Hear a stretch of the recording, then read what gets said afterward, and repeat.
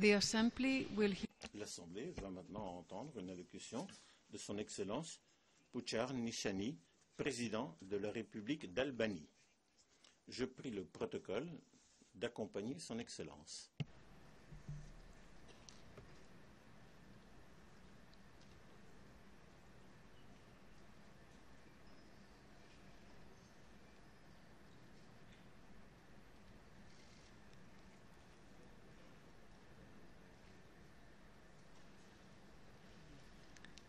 On behalf of the General Assembly, Au nom de l'Assemblée générale, j'ai l'honneur de saluer aux Nations Unies son Excellence Bucar Nishani, président de la République d'Albanie. Et je l'invite à prononcer son allocution à l'Assemblée générale.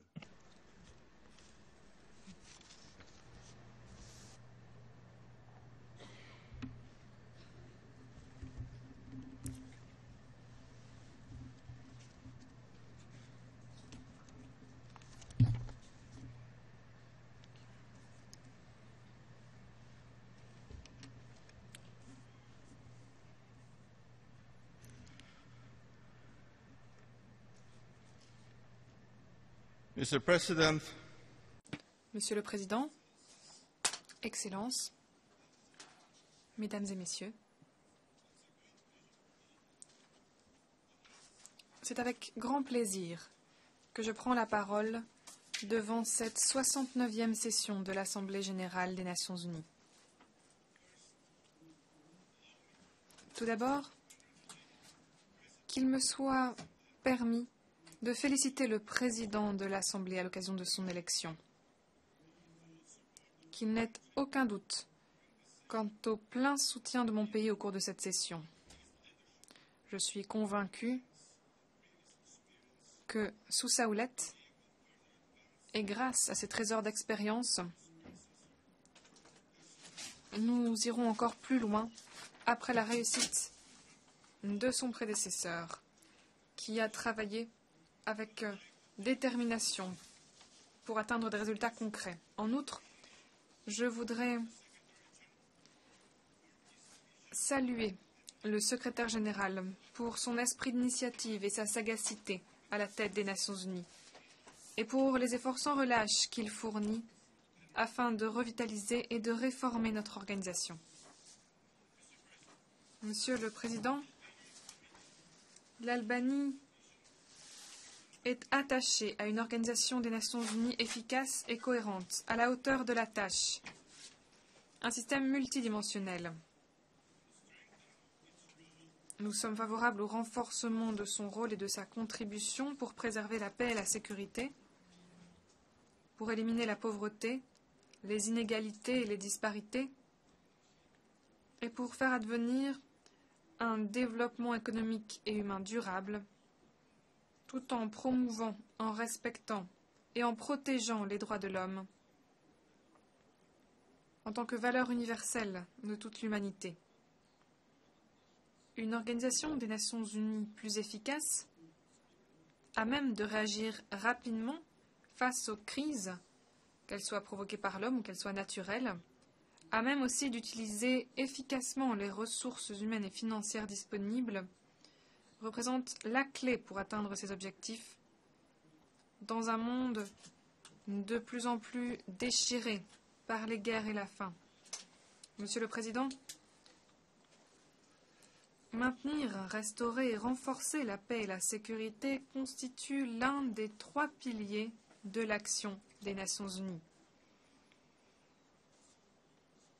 Alors que les ressources humaines et autres, alors que les connaissances investies pour gérer les crises complexes et différentes que connaît le monde d'aujourd'hui sont légion, il est tout simplement impossible de ne pas reconnaître la contribution qu'a apportée cette organisation au monde, année après année, décennie après décennie.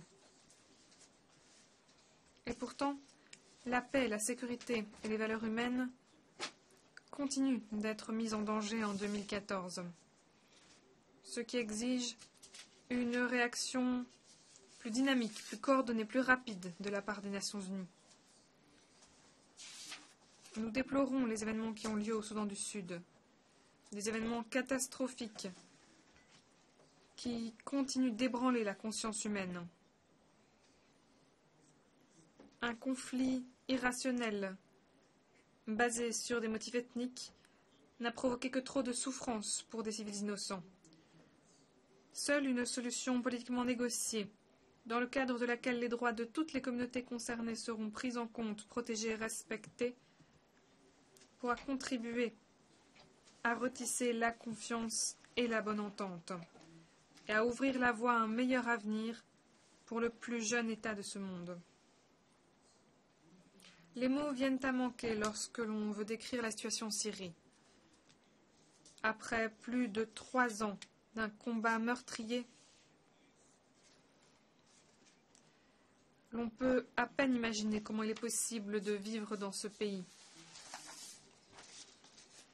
Tous les actes odieux que l'on peut imaginer ont été perpétrés sur cette terre. Plus de 170 000 personnes ont trouvé la mort. Des millions de personnes sont devenues des réfugiés. Et de larges pans du pays sont en ruine. Les combats se poursuivent et des atrocités de masse sont commises chaque jour. Dans un tel contexte, tout espoir de fin du conflit reste un rêve irréaliste pour ceux qui sont piégés dans cette guerre. L'Albanie s'est jointe à environ 60 membres des Nations Unies qui ont lancé une initiative pour que la situation en Syrie soit portée devant la Cour pénale internationale. Hélas, comme bon nombre d'autres initiatives portant sur la Syrie, elle a été empêchée par un veto au Conseil de sécurité. Nous réitérons, nous réaffirmons fermement avec la dernière énergie que les auteurs d'atrocités en Syrie doivent être tenus responsables de leurs actes et que le peuple de Syrie mérite la justice et la paix. Monsieur le Président, des événements qui nous inquiètent au plus haut point ont eu lieu en Ukraine cette année. Ce qui, selon nous, appartenait pour jamais à l'histoire, ce que nous pensions avoir laissé derrière nous pour toujours, ce qui ne devait servir que de leçon pour les générations à venir, à savoir des actes de violation de la souveraineté et de l'intégrité territoriale d'un autre pays, foulant aux pieds la Charte des Nations Unies, ont hélas été de nouveau mis au goût du jour par un membre des Nations Unies, un membre permanent du Conseil de sécurité, la Fédération de Russie. En dépit de la propagande orchestrée par la Russie, cette crise en Ukraine n'a rien à voir avec la protection des droits des membres de l'ethnie russe.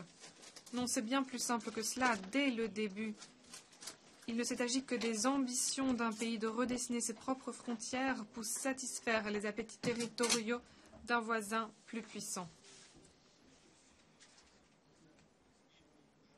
Même si le Conseil de sécurité s'est montré incapable d'agir sur ce dossier, l'Assemblée générale a décidé à une écrasante majorité, à travers un vote, de ne pas accepter l'annexion illégale de la Crimée par la Russie. Les États membres des Nations Unies, y compris l'Ukraine, ont clairement manifesté leur appui à l'intégrité territoriale et à la souveraineté de l'Ukraine, leur appui aussi au plein respect des normes et des principes du droit international. L'Albanie réitère que les relations internationales doivent être régies par le respect plein et entier des principes et des normes du droit international et de la Charte des Nations Unies. Et le dossier ukrainien n'est pas une exception. Monsieur le Président, alors que des crises et des catastrophes éclatent de façon effrayante, alors que le monde plonge dans l'insécurité, le développement lui aussi est mis à mal. Les Nations Unies ont contribué à sensibiliser l'opinion publique mondiale quant aux défis auxquels se heurte le développement et quant aux solutions durables qu'apporte la croissance économique, l'inclusion sociale et la protection de l'environnement. Solutions capables de lancer notre planète sur la voie du développement durable. Les objectifs du millénaire pour le développement représentent l'une des campagnes de lutte contre la pauvreté mondiale les plus réussies de l'histoire. La pauvreté, la faim, la santé maternelle et infantile, l'égalité entre hommes et femmes, l'éducation, l'environnement. Les OMD recouvraient tous ces domaines et ont permis des progrès importants, et ce à l'échelon national, régional et international. Ils ont permis d'améliorer le sort de millions de personnes. Depuis 2005, le nombre d'individus vivant dans la pauvreté extrême a été diminué par 2.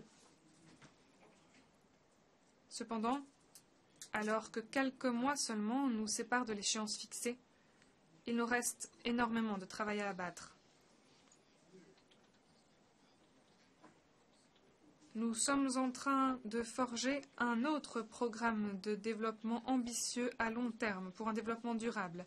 L'Albanie a participé de façon active aux consultations mondiales visant à faire entendre la voix du peuple dans la conception du programme de développement pour l'après-2015.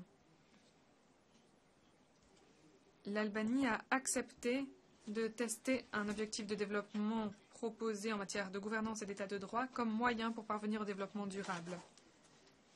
Nous espérons que notre expérience en matière de suivi de la gouvernance de l'état de droit, des institutions efficaces et compétentes contribuera au programme de développement pour l'après-2015 qui est en train de mettre sur pied l'Organisation des Nations Unies.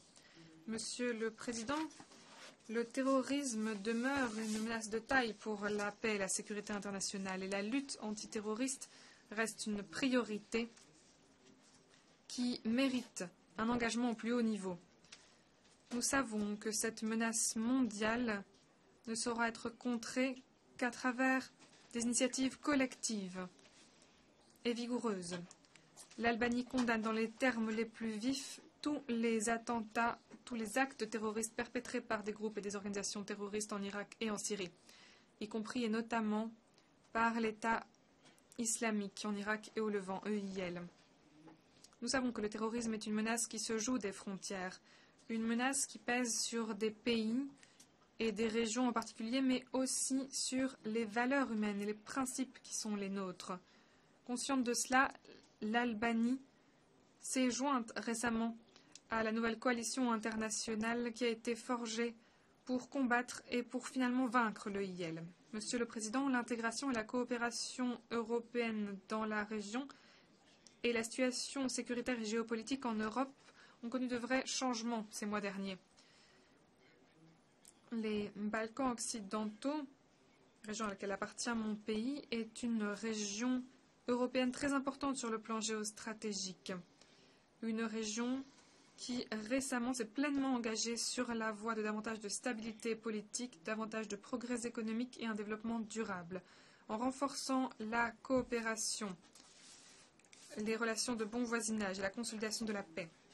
La perspective européenne est la meilleure garantie pour atteindre ces objectifs dans notre région.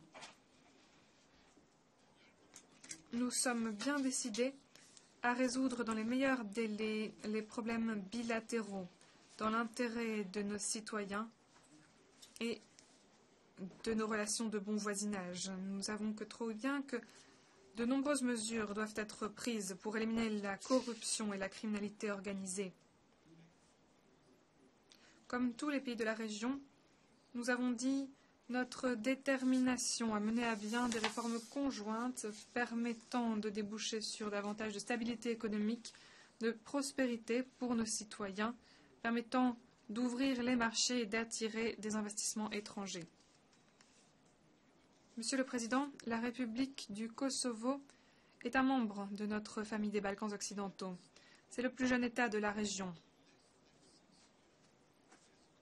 En l'espace de moins de 6 ans, depuis son indépendance, le Kosovo a réussi, grâce à un programme de développement révolutionnaire, à être reconnu de façon très large sur la scène internationale.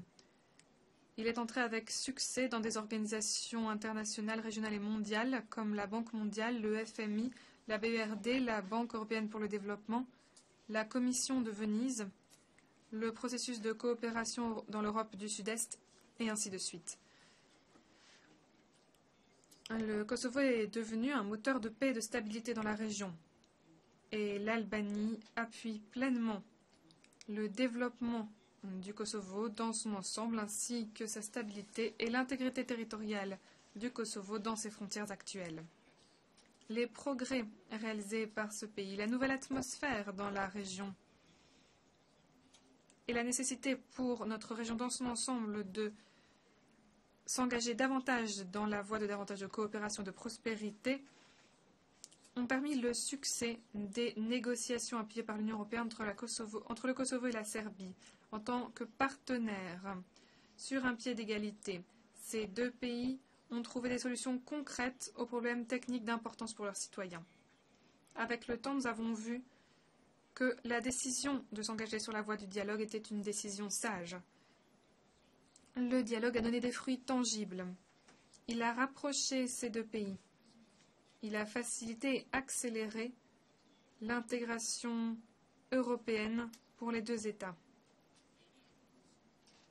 L'Albanie appuie pleinement le processus de dialogue et appelle à la mise en œuvre pleine et entière des accords qui ont été signés. Aujourd'hui, le Kosovo est reconnu par 108 membres des Nations Unies. C'est bien plus de la moitié de la famille de l'ONU. Sans aucun doute, cette reconnaissance a contribué dans une grande mesure au progrès du Kosovo. C'est la raison pour laquelle, comme nous l'avons toujours fait, nous appelons les pays qui n'ont pas encore reconnu le Kosovo à le faire.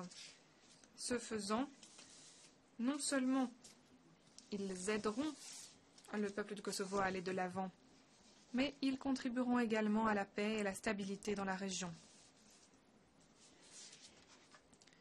Nous demeurons convaincus que l'application pleine et rapide de l'accord d'Ohrid représente une condition indispensable pour la stabilité pérenne de la Macédoine, pour la consolidation de la démocratie et de l'état de droit, et aussi pour la réalisation des droits des Albanais.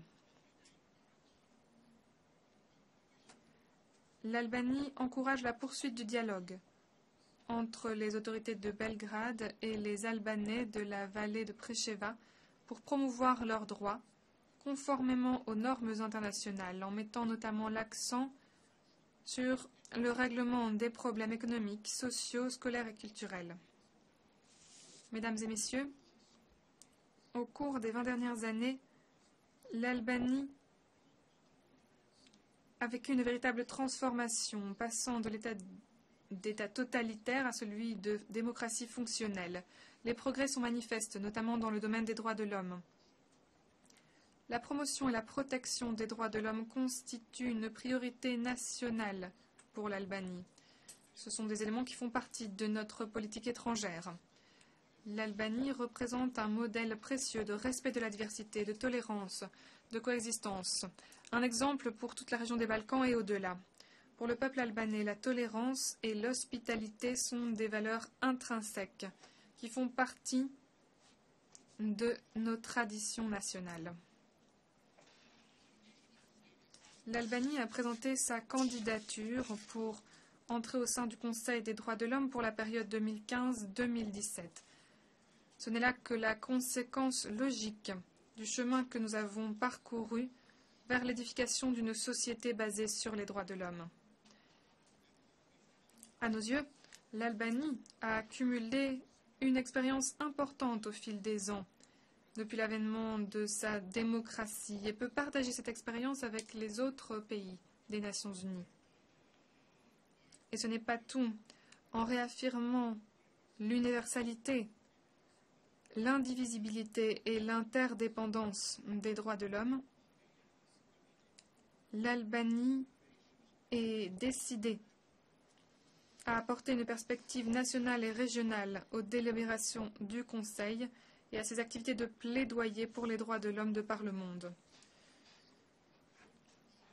Nous savons que la condition de membre du Conseil pour la période 2015-2017 est un défi, c'est une grande responsabilité. Nous devons mériter la confiance des États membres des Nations Unies. mais ce siège au Conseil des droits de l'homme servira à mon pays comme encouragement pour démocratiser encore davantage l'Albanie et revoir à la hausse les normes en matière de droits de l'homme. C'est pourquoi l'Albanie, après avoir été appuyée par le groupe des États d'Europe orientale, se félicite de l'appui des autres membres des Nations Unies qui souhaitent donc étayer cette candidature. Pour conclure, Monsieur le Président, je souhaite une fois de plus garantir que l'Albanie est déterminée à continuer de travailler pour l'action des Nations Unies et pour renforcer le rôle de l'ONU sur la scène internationale. Je vous remercie.